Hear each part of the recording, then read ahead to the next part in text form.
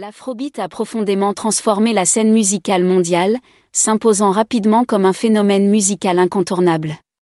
Cependant, l'histoire de son créateur emblématique Fela Kuti demeure encore largement méconnue. Nous en parlons dans un instant. Né le 15 octobre 1938 à Abokuta, au Nigeria, Fela Kuti était un révolutionnaire nigérian, chanteur, auteur-compositeur et militant des droits de l'homme, inventeur du genre musical afrobeat et considéré comme l'un des artistes africains les plus influents du XXe siècle. Également connu sous le pseudonyme The Black President, il est né dans une famille de la classe moyenne éduquée.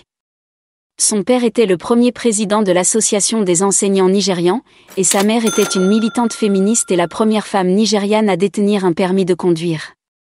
Après l'école primaire dans son pays d'origine, Fela Kuti s'installe à Londres en 1958 avec l'intention d'étudier la médecine. Il s'inscrit cependant au Trinity College of Music, d'où il sort quelques années plus tard avec un diplôme de trompette. À Londres, Fela fait la connaissance de nombreux musiciens d'origine africaine, comme le guitariste ghanéen Ebo Taylor, avec lequel il joue souvent à cette époque.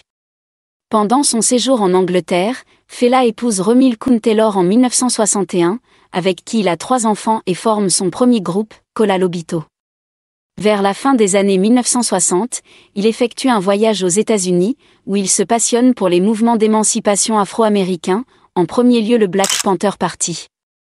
De retour au Nigeria, influencé par d'autres artistes comme Orlando Julius, Fela Kuti fonde en 1970 la République de Kalakuta, à la fois une commune, un studio d'enregistrement et un foyer, où ses amis et ses partisans pouvaient se réunir et passer du temps sans craindre les autorités militaires nigérianes.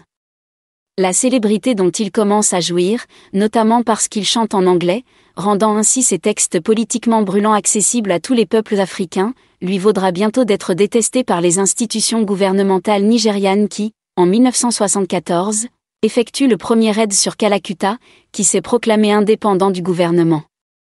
En 1975, sort l'album Zombie, dans lequel le musicien compare la police et l'armée nigériane à des zombies, entraînés à tirer sur commande.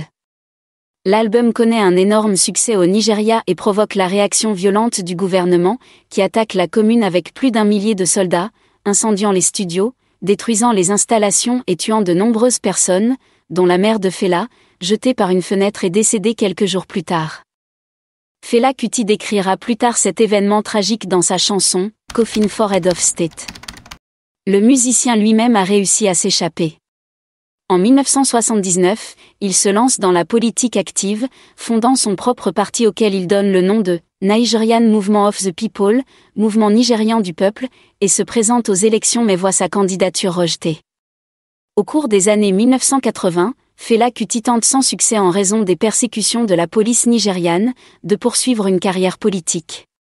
En 1984, il est emprisonné par le gouvernement de Muhammadu Buhari, dont il était un fervent opposant.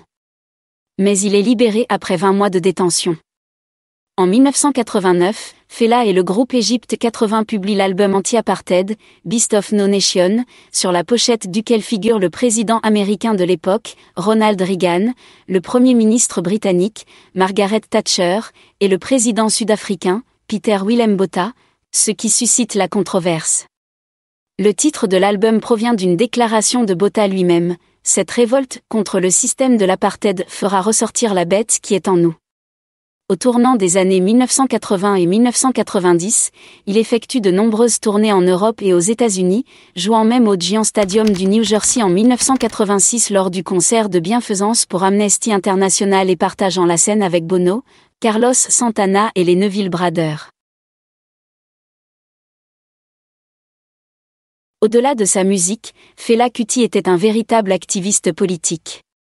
Le mouvement américain Black Power a influencé de nombreuses idées politiques de Fela.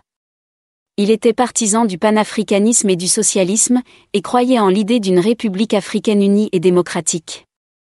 Il était un fervent défenseur des droits de l'homme et nombre de ses chansons étaient en fait des attaques contre les dictatures, en particulier les gouvernements militaires du Nigeria dans les années 1970 et 1980.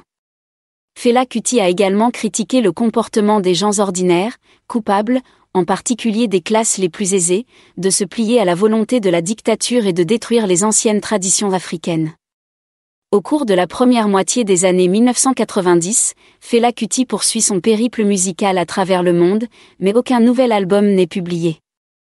Cela donne lieu à des rumeurs selon lesquelles il pourrait avoir des problèmes de santé.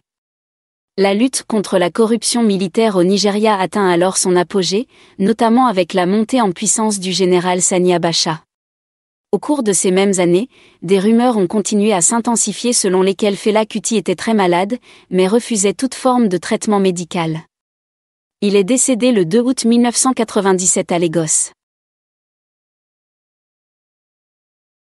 Fela Kuti était bien plus qu'un musicien talentueux, c'était un artiste engagé qui utilisait sa voix pour défendre la justice sociale et les droits de l'homme. Sa musique reste un rappel puissant de la nécessité de la résistance et de la lutte contre l'oppression, et son héritage qui perdure encore aujourd'hui est une source d'inspiration pour tous ceux qui cherchent à provoquer un changement positif dans le monde. Son influence musicale se fait sentir dans de nombreux genres musicaux contemporains, et son engagement politique continue d'inspirer des générations de militants. Nous arrivons à la fin de cette vidéo et je vous remercie de l'avoir regardée. N'hésitez pas à laisser un like, à commenter, et aussi à partager. Au revoir.